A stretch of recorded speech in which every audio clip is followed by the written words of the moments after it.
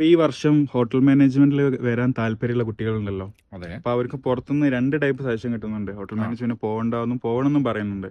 ശരി. അപ്പോൾ ഷെഫിന്റെ അഭിപ്രായത്തിൽ അവരോട് എന്താണ് ഷെഫിന് പറയാനുള്ളത്? ലോകം മുഴുവൻ എക്സ്പ്ലോർ ചെയ്യുന്നതിനുള്ള ഒരു ഗ്ലോബൽ ഓപ്പർച്യൂണിറ്റിയാണ് ഇതുവഴിയായിട്ട് ലഭിക്കുക. പുതിയ ആളുകളെ മീറ്റ് ചെയ്യുവാനും അതുപോലെ പുതിയ സംസ്കാരങ്ങളെ പരിചയപ്പെടാനും ഇതുവഴിയായിട്ട് സാധിക്കുന്നു. പീപ്പിൾ മാനേജ്മെന്റ് ആണ് മറ്റൊരു സ്കില്ല് നിങ്ങൾക്ക് ഈ ഇൻഡസ്ട്രിയിൽ നിന്ന് നേടാനായിട്ട് സാധിക്കുന്നത്. ഇന്ത്യൻ ഫുഡ് എന്നുള്ള ഒരു കൺസെപ്റ്റ് മാത്രമാവാതെ ലോകോത്തര രുചികളെ എല്ലാം പരിചയപ്പെടാനായിട്ട് ഇതുവഴിയായിട്ട് സാധിക്കുന്നുണ്ട്. ഒരു ഹോട്ടൽ മാനേജ്മെന്റ് കോഴ്സ് പഠിക്കുന്നത് വഴിയായിട്ട് നിങ്ങൾ ഹോട്ടലുകളെ കുറിച്ചും റെസ്റ്റോറന്റുകളെ കുറിച്ചും മാത്രമല്ല മനസ്സിലാക്കുന്നത്, മറിച്ച് നിങ്ങൾക്ക് നിങ്ങളെ തന്നെ ഡിസ്കവർ ചെയ്യാനായിട്ട് സാധിക്കുന്നു. നിങ്ങളുടെ ആത്മവിശ്വാസം നിങ്ങൾക്ക് ഉയർത്താൻ സാധിക്കുന്നു. നിങ്ങളുടെ സ്ട്രെങ്തും വീക്ക്നെസ്സും നിങ്ങൾ മനസ്സിലാക്കുന്നതോടുകൂടി നിങ്ങളുടെ അഭിരുചി നിങ്ങൾക്ക് തിരിച്ചറിയാൻ സാധിക്കുന്നു.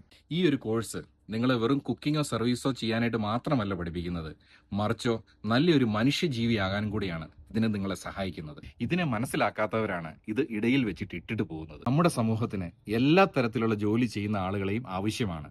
അപ്പോഴാണ് ഒരു സമൂഹം ബാലൻസ്ഡ് ആയിട്ട് പോകുന്നത്.